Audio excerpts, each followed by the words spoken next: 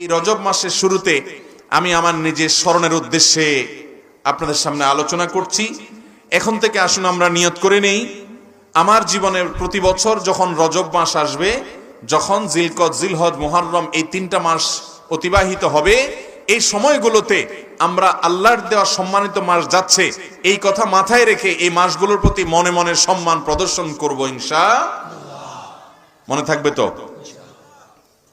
এবং এই মাসগুলো সম্পর্কে যাদের ধারণা নাই, আজকের এই মাহফিল শেষে সে সকল বন্ধুদের সাথে, সে সকল ভাইদের সাথে সম্মানিত মাসের এই কনসেপ্ট, যেটা কোরআন বর্ণিত, যেটা হাদিস বর্ণিত, যেটা মানুষ, বেশিরভাগ মানুষ জানে না, সেটা আমরা অন্যদের সঙ্গে শেয়ার করব। ঠিক আছে তো ইনশাআল্লাহ? তাহলে সম্মানিত 4 মাসের প্রথম করণীয় হলো, আল্লাহ যেহেতু সম্মান দিয়েছেন, একটা সম্মানিত মাস যাচ্ছে, অতিবাহিত হচ্ছে, সম্মানিত মাসে আমি প্রবেশ করে গেছি, এই কথাটা মনে করে এই মাসটাকে বিশেষভাবে মনে মনে রেসপেক্ট করা, সম্মান প্রদর্শন করা, যেটা সাধারণ মাস না, জুমাদাস সানিয়ার সাথে এই মাসে একটা পার্থক্য আছে, এই কথা আমাদের মনে রাখতে হবে। অথচ বাস্তবতা হলো জুমাদাস সানিয়া মাস যেভাবে যায় আমাদের, রজব মাসও একইভাবে যায়। রজব মাস ঢুকেছে, জুমাদাস সানিয়া মাস শেষ হয়ে, এতে আমাদের তেমন কোনো বিহিত নাই, আমাদের মধ্যে তেমন কোনো মানসিক পরিবর্তন। এখান থেকে বোঝা যায় এই সম্মানিত মাসের সম্মান আমরা মনে মনে প্রদর্শন করছি। অতএব আমরা সম্মানিত মাসের সম্মান আমরা মনে মনে ধারণ করব। ঠিক আছে তো ইনশাআল্লাহ? এটা 1 নম্বরের কাজ। নাম্বার 2, এই মাসগুলোতে আমাদের রুটিন যে কাজগুলো আছে, 5 ওয়াক্ত নামাজ অন্য মাসেও ফরজ, এই মাসেও 5 ওয়াক্তই ফরজ, অতিরিক্ত কোনো ওয়াক্ত নাই, অতিরিক্ত কোনো নামাজও এই 4 মাসে পড়ার জন্য নির্দেশ করা হয় না, এই 5 ওয়াক্তই। এবং অন্যান্য মাসে যে সমস্ত ফরজ বিধানগুলো আমাদেরকে মেনে চলতে হবে, সম্মানিত মাসগুলোর সম্মানার্থে সেই ফরজ বিধানগুলোকে একটু বিশেষ গুরুত্বের সাথে করব, একটু বিশেষ গুরুত্বের সাথে। মনে থাকবে তো ইনশাআল্লাহ? আপনি অন্য সময় ফজরের নামাজের ব্যাপারে আপনার গাফিলতি আছে, সম্মানিত মাস সেজন্য আপনার রুটিনে নামাজের গুরুত্বটা বিশেষভাবে গুরুত্ব পাবে, যে সম্মানিত মাসেও কিভাবে আমি নামাজ তরক করি। অন্যান্য মাসে আপনি জামাতের ব্যাপারে এত গুরুত্ব দেন না, কিন্তু সম্মানিত মাসের সম্মানে আপনি জামাতের ব্যাপারে গুরুত্ব দিবেন। অর্থাৎ সাধারণ রুটিন আমলগুলোই সম্মানিত মাসের কারণে বিশেষ গুরুত্ব দিব ইনশাআল্লাহ। নাম্বার 3, সম্মানিত মাসের সম্মানার্থে আমরা অন্যান্য মাসে পাপাচার, গুনাহে লিপ্ত হওয়া, সেটা যেরকম অপরাধ, সম্মানিত মাসে গুনাহে লিপ্ত হওয়া ডাবল অপরাধ। কারণ আল্লাহ তাআলা সম্মান দিয়েছেন যে মাসকে, সে মাসকে আপনি অসম্মান করেছেন, সে মাসে আল্লাহর নাফরমানি করেছেন। কেউ বিড়ি সিগারেট খাইলো, সে গুনাহ করলো, মুরব্বীদের সামনে খাইলো, অন্যদের সামনে খাইলো, সে বেয়াদবি করলো। কিন্তু একই কাজ যদি নিজের বাপের সামনে করে, শ্বশুরের সামনে করে, তাহলে বেয়াদবি ডবল হবে না?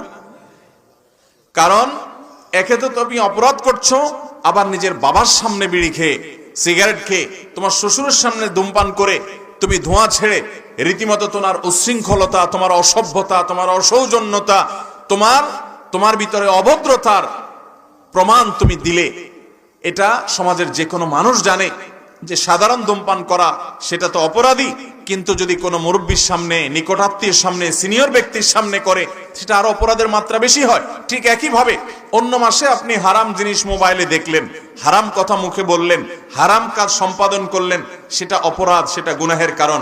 কিন্তু সম্মানিত 4 মাসে আপনি যদি এই গুনাহের কাজগুলোই করেন, তাহলে সেক্ষেত্রে আপনি অপরাধের ক্ষেত্রে ডাবল অপরাধ করলেন, সম্মানিত মাসের সম্মান নষ্ট করলেন, সম্মানিত মাসকে অসম্মান করলেন।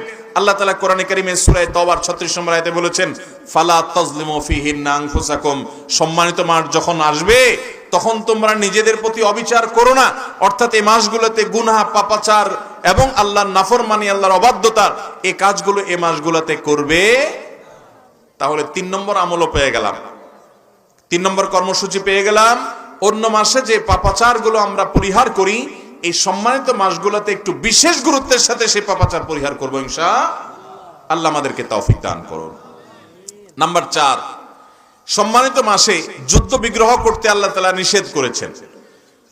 আল্লাহ তাআলা বলেছেন, ইয়াসআলুনাকা আনিশ শাহরিল হারামি কিতালিন ফীহি, হে রাসূল, সম্মানিত মাসে যুদ্ধ বিগ্রহ করা সম্পর্কে আপনার কাছে জিজ্ঞাসা করে তারা। কুল কিতালুন ফীহি কাবীর, আপনি তাদেরকে জানিয়ে দিন যে এই মাসে যুদ্ধ বিগ্রহ করা এটা মহাপাপ এবং আল্লাহর পথে আসতে মানুষকে বাধা দান করার শামিল, জঘন্য অপরাধ। এই জন্য অনেক ইমাম মুফাসসিরদের মতে আক্রমণাত্মক যুদ্ধ, আগবেড়ে যুদ্ধ, এটাই সম্মানিত মাসগুলোতে নিষিদ্ধ। হ্যাঁ, কেউ যদি আগে থেকে যুদ্ধ চাপিয়ে দেয় তখন প্রতিহতমূলক যুদ্ধ করা জায়েজ আছে। আমরা বেশিরভাগ মানুষ সৈনিক নই, আমরা বেশিরভাগ মানুষ আমাদের পেশাগতভাবে সৈনিক না হওয়ার কারণে যুদ্ধে অংশগ্রহণের আপাত সম্ভাবনা আমাদের কম।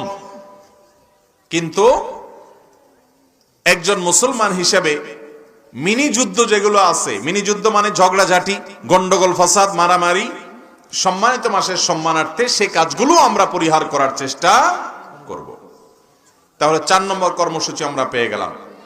এই 4টা কর্মসূচিকে আমরা বিশেষভাবে যদি পালন করি, ইনশাআল্লাহ বিইذنিল্লাহ সম্মানিত মাসের সম্মান রক্ষার্থে আমি আমার যতটুকু দায়িত্ব কোরআন এবং হাদিসের আলোকে আমাকে দেয়া হয়েছে সেটি পালন করার চেষ্টা আমি করলাম। সবাই চেষ্টা করব তো? আল্লাহ আমাদের সবাইকে আমলের তৌফিক দান করুন। আমি আবারও বলছি 4টি আমল বা 4টি কর্মসূচি।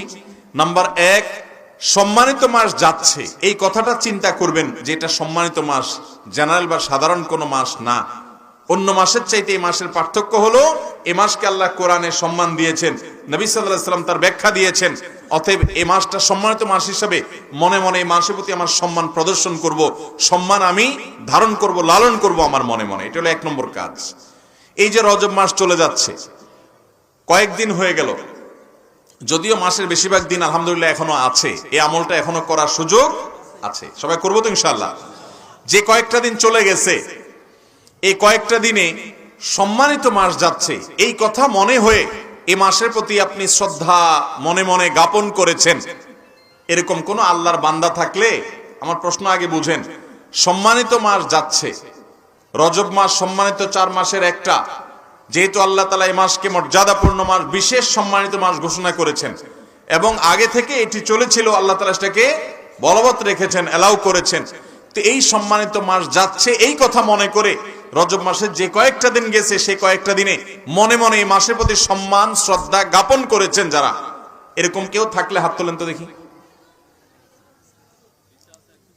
বুঝেছেন কিছু? কি বুঝেছেন? না বুঝে হাত তুলেছেন। কারণ আমি জানি এ আমল কর্ণওয়ালা মানুষ হাজার হাজার মানুষের ভিতরে 1-2 জন পাওয়া কঠিন হবে। প্রথমত মানুষ জানেই না, আমাদের মধ্যে জানাশোনাই খুব কম। দ্বিতীয়ত আমরা যারা জানি তাদের মধ্যে আবার এই মাসকে সম্মানিত মাস যে যাচ্ছে সেই কনসেপ্টটা মাথায় উপস্থিতি হয় খুব কম। অর্থাৎ শুধু এটা আমি জানি, কিতাবে আছে, জাস্ট এতটুকু, ওটার ফিলটা আমরা করি না। অতএব আজকে থেকে আমলটা করবো তো ইনশাআল্লাহ। সম্মানিত মাসের প্রতি মনে মনে সম্মান আমরা জ্ঞাপন করব, 1। দ্বিতীয়ত, অন্য সময় যে আমলগুলো আমি করি সম্মানিত মাস দেখে সে আমলগুলোকে বিশেষ গুরুত্বের সাথে করব। ফরজ নামাজগুলোকে আরো বিশেষ গুরুত্বের সাথে করব, কারণ সম্মানিত মাস যাচ্ছে।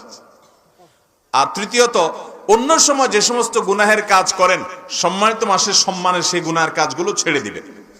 ছাড়তে না পারলে অন্তত আগায় আসবেন, খারাপ থেকে ভালোর দিকে আসবেন, যেহেতু সম্মানিত মাস যাচ্ছে। আল্লাহ তাআলা স্পেশালি নিষেধ করেছেন যে সম্মানিত মাসগুলোতে নিজের পায়ে নিজে কুড়াল মেরো না, পাপাচার করো না। এটা সম্মানিত মাসের অসম্মান করার কারণে অন্য সময় একই গুনাহ করার চাইতে এই সময় গুনাহ করলে তার মাত্রা, ভয়াবহতার শাস্তি বেশি হবে।